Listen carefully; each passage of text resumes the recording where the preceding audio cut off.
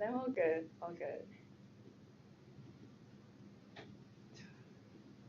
Perfect timing.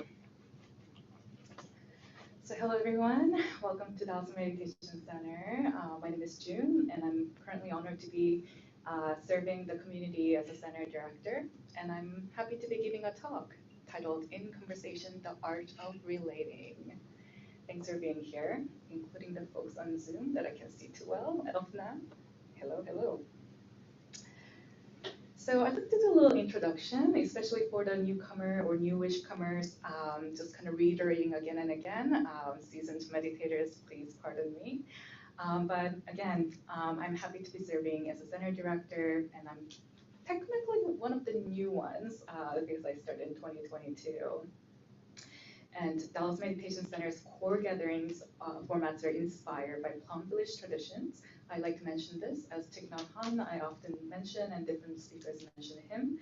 You don't have to exactly know who he is right now, but you'll see his face throughout the slides too. And yeah, I'd be happy to answer any questions too after the gathering. And Brother Chising, whose picture you see around around the building, he is the founder of Dallas Meditation Center, who worked with the team of founding members to make this space possible. And I like to often highlight that his vision included creativity, interfaithness, and secularness. And I really resonated when I started coming here as an attendee. So I like to highlight those cultural aspects of the center that may not be immediately visible when you first land here. I took a photo of the flags over the door that signals our interfaithness and our pride flag that we can't miss when you enter, as inclusivity is one of our 3 main values. And generosity, we also like to highlight in that we operate on donation basis model, and we also make space for people who are currently financially unavailable to donate, so we can come together and meditate and connect with one another. Thank you to monthly donors. Thank you to volunteers. This space truly is created by generosity. And we also think of creativity as a mindfulness tool. As you may have enjoyed Sound Bath, I consider that to be aligned with our mission of creativity, because it doesn't have to be sitting still alone that fuels our mindfulness. It is in creation and being in the moment that we can really be mindful as well. And this is kind of a new development, I would say, of like creating intentional heart-to-heart connecting space for fun. So please stay tuned for DallasMeditationCenter.com and social media. And we also value authentic conversations. So keep checking us out if you're new or old. So back to the talk, In Conversation, the Art of Relating. I like to always like unpack my intention for the talk. You know, when you walk into somebody's talk and they're like, I'm going to talk about this now, and I think that's hard to be like, okay, cool. So I like to unpack, and my intention is acknowledging Happy Pride. Dallas Meditation Center has long history of alliance with LGBTQIA+ communities, including our founding members. And in celebrating Pride Month and in conversation with the philosophy of compassion as action, not just idea, not just sentiment, but as action, I wanted to create this talk. And to me, my talk is always about creating space for deep reflection. And if called to, bless you, if called to, having conversation that arose from that reflection. And to me, it's important to create space to talk about how one may find oneself in marginalized demographic without having a solid community to belong to. I'll unpack more of that in my actual storytelling part. And this is an ongoing effort on my part. Buddhism talks about suffering, and compassion can be something that we cultivate to acknowledge suffering in ourselves and in one another, so we can connect to one another. And right now, at least from what I can see, acknowledging the suffering that comes from power structure and is creating space for creating space for that conversation is something important to me as a center director. The image you see on the left is titled Social Location, Power and Privilege. Um, and the idea is that different level of education, skin color, citizenship, gender, language, social class, housing status, body size, physical location, mental health, neurodiversity, sexual orientation, ability, and so on can affect how comfortable you are in the society. And I shared this talk with Tuesday evening group, so know that you are, DMC people are all getting Jiyoon's talk treatment about. You were getting it used secondhand? I wouldn't say that. I think this will resonate with you too. Refined and polished. There you go. I just gave you a hard time. No, this is a talk that I'm relating to. It's not the same talk. We are not recycling it. Oh, heckler in the room. Oh, Louise. I'll fight back, yeah, I'm just saying, like the Tuesday group and Sunday group, I want us to be all reflecting in this idea of what it's like to be uncomfortable right now, for various reasons. And the talk was about how acknowledging how everyone might be differently vulnerable with what's happening in the world allows us to deeply care, as in we're caring from the space of informedness. Oh, this situation is affecting you in this way. This situation is affecting me in this way. That informed care, informed collective care can be a really beautiful thing that I think this community is possible of cultivating, because I'm always really impressed by everyone who walk in here, bring in their wisdom, what they know, their insights. So I'm looking forward to that conversation. But also, I like to quickly acknowledge too of different needs, as I've received feedbacks and I honor them. A lot of people come here to meditate, to soothe their nervous system and take care of themselves. That is totally valid.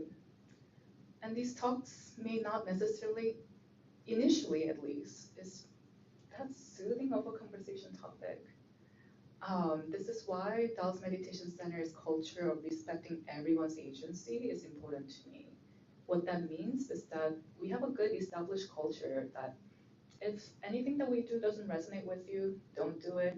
Walking out, hanging out at the kitchen area to make yourself a nice cup of tea, all of that is part of our culture, in that I'm really proud of that. So please take care of yourself in a way that makes you feel comfortable. If talking about injustice, suffering, is not something your nervous system is asking for, please take care of yourself. We respect your decision and fully trust your decision that, to be coming from a valid space from your lived experience and your nervous system needs. So yeah, like in that, my position as a center director is that given what's unfolding in the United States and the world at large, it's important to make space to and create space to have conversations about marginalized experiences. And although those conversations can be challenging at first, especially if you're not used to having those conversations, please know that within safe community, this kind of conversation sometimes brings catharsis. It sometimes brings sense of safety. Actually, I don't need to just talk about my most trusted 2 people, 3 people, but in that I can talk to many people in the right context about this kind of topic. So to some extent, I'm asking you to trust the community that you may be new to or relatively new to or completely trust already. So if you're willing to engage, I appreciate your trust of this community. And I promise you, pinky promise, that the talk is still going to be about focusing on the art of relating, because that is the emphasis. So know that my intention is to see if I can facilitate relating with the people of all backgrounds, people who are sitting with you here and now, right now, and hope you will trust me with this talk. Yeah, and also briefly mention again that I landed here as a burnt out academic whose nervous system was fried after also like overstretching and social activism stuff. So please, if you need to lay down, take care of yourself, totally get it. I want you to trust yourself and what you need. In a more graceful and kind of, how would I put it, there's this way, the way Thich Nhat Hanh's quote lands for me. So I'll close this intention part with quotes from Thich Nhat Hanh. In Buddhist philosophy of Plum Village tradition that Thich Nhat Hanh founded, there's a recurring phrase that comes up. And if I were to paraphrase simply, he gives a name to our inherent condition of connectedness, this new word of interbeing. And this is what he says about the word interbeing.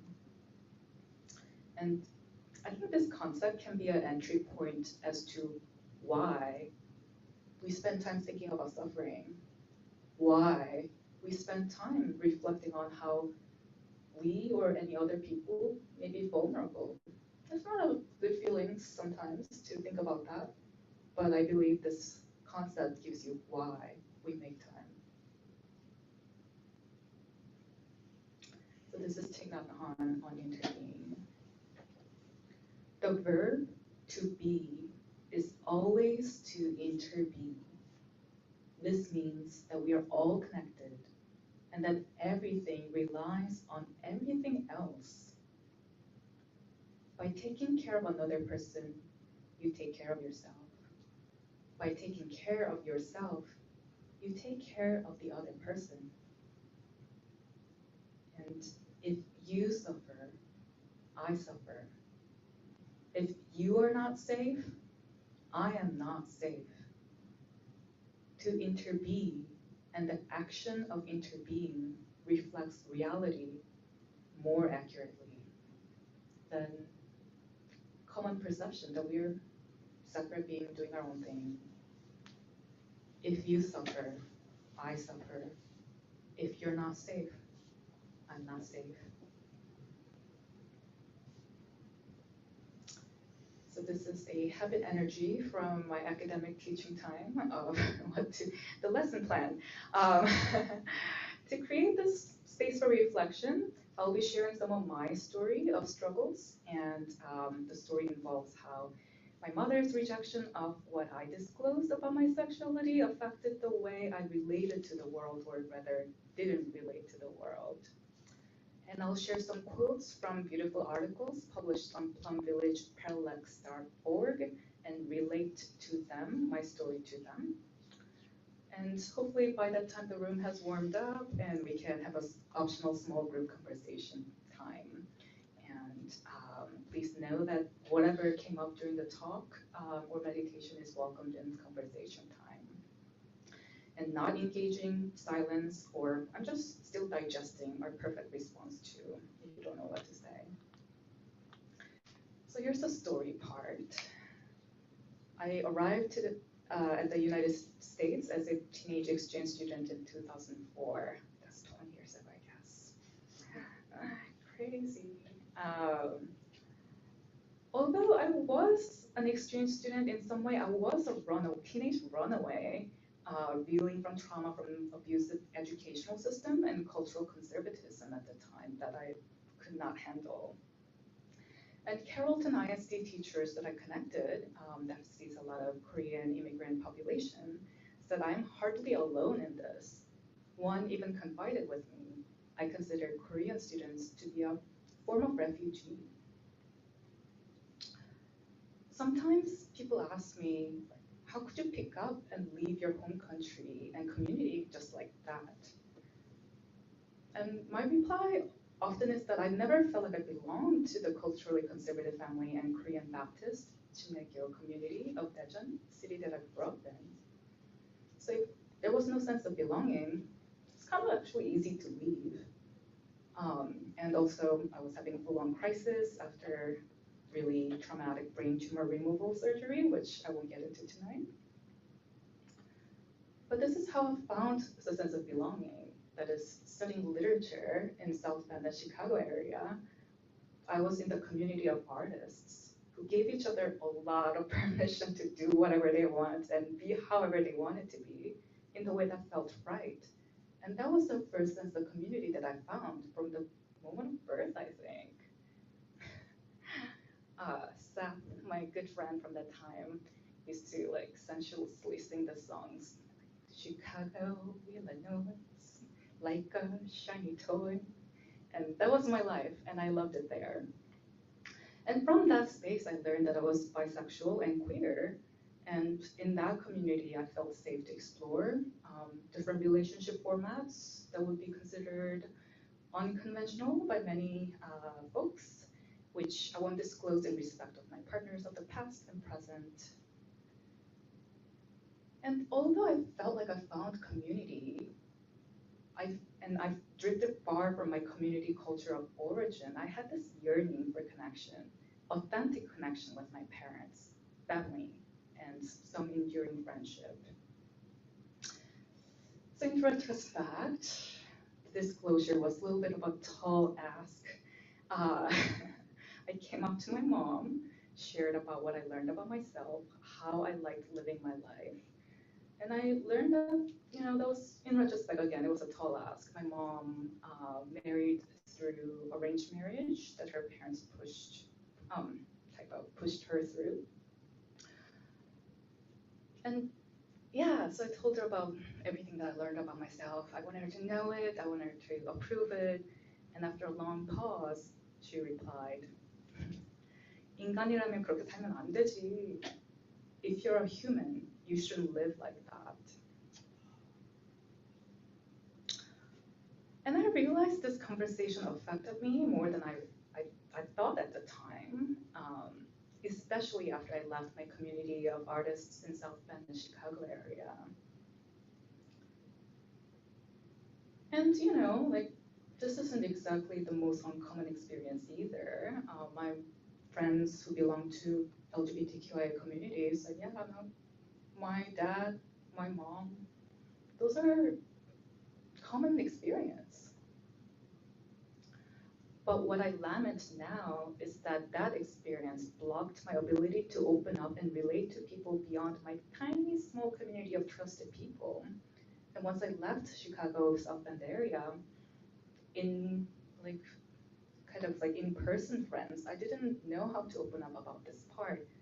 Because in some way I was projecting that rejection from my mom onto communities of DFW, especially the reputation that Texas has about social conservatism. I was like, who are you? What do you believe in? How do you feel about stuff? It took a long time for me to open up to people. And curiously, there's an article that talks about this disconnect from the parents affecting the way people connect with the world. And yeah, Plum Village website parallel.org has a lot of great writings, and you can also organize by themes. And they have this, some of the articles are published in celebration of Pride Month. And this one spoke to me. So this talk, the writing is by Dr. Ashley Mack. Embodied Compassion of the Source is her Dharma name. That's pretty cool Dharma name. Embodied Compassion of the Source. Pronoun they, them. And she's a gender expansive justice activist, writer, parent, partner, and friend currently living in Louisiana. And they are also associate professor of rhetorics, culture, and communication at a university. And she wrote an article titled My Ocean Mind. And to briefly summarize, she mentions their challenges, need to revise that, of raising foster kids in LGBTQIA plus family, facing intergenerational trauma and depression. Dr. Mack wrote, during the required training to become a foster parent, they emphasize that kids from hard places really need love, attention, and stability so that they can form secure attachment with healthy caregivers. Yet we find that when we offer love to them, foster kids, they often, not always, reject it.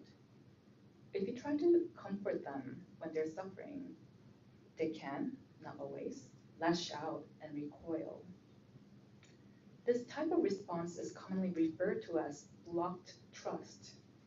Neglect, abuse, abandonment in early childhood alters the brain and its neural pathway, which can produce an involuntary triggered fear response that blocks one's ability to receive love, care, and affection.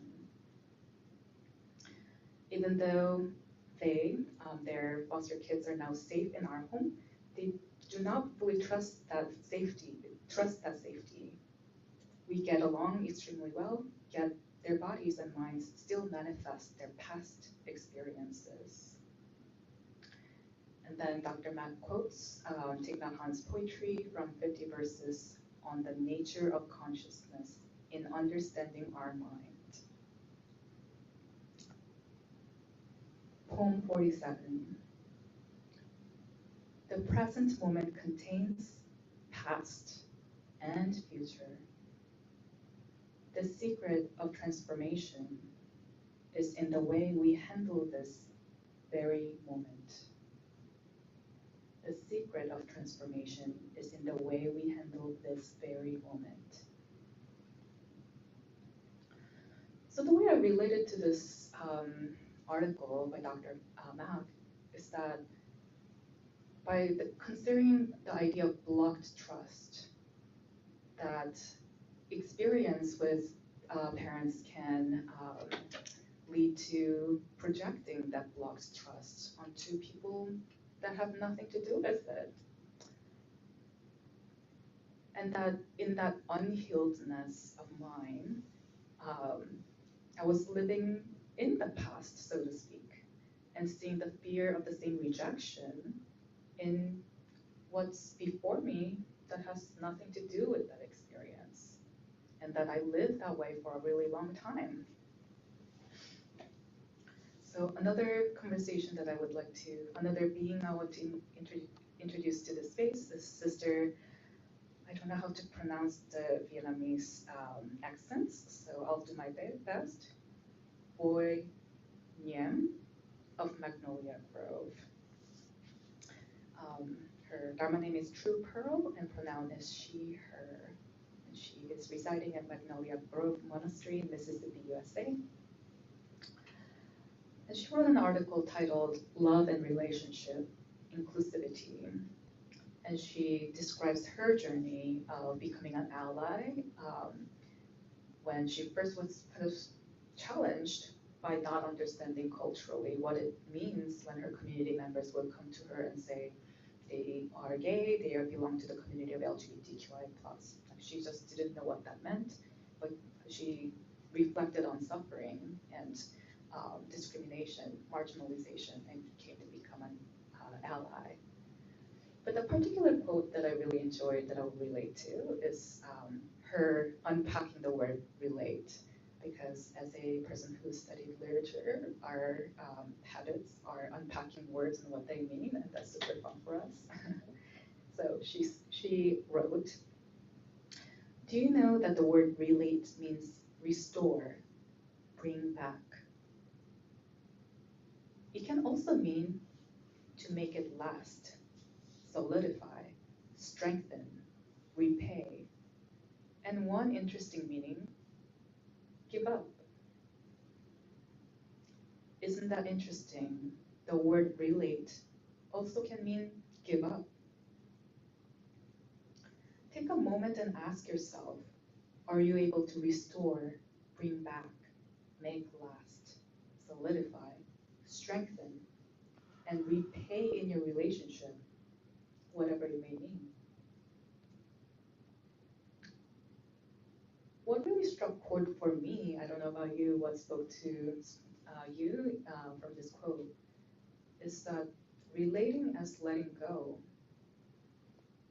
Perhaps, at least this is what I'm thinking of, letting go of the past or processing the disappointment and hurt from the past is what allows deep relating.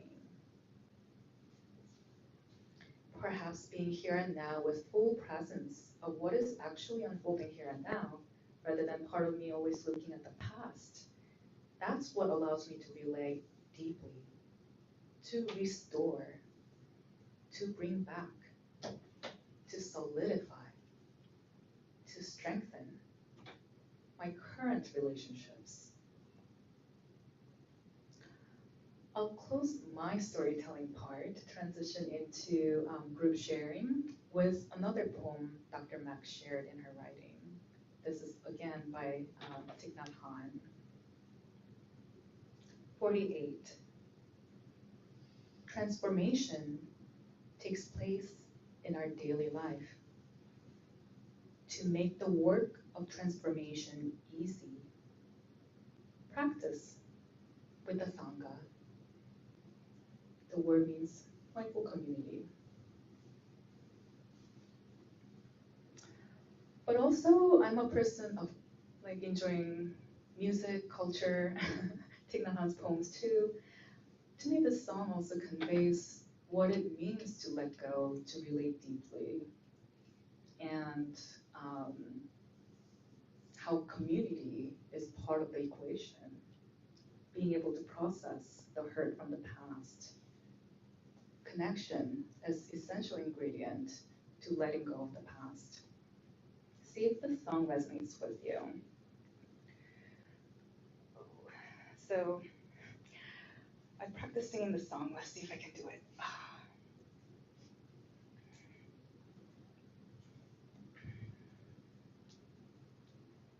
Oh, gather up the brokenness, bring it to me now. The fragrance of those promises you never dared to vow. The splinters that you carried, the cross you left behind. Come healing of the body, come healing of the mind.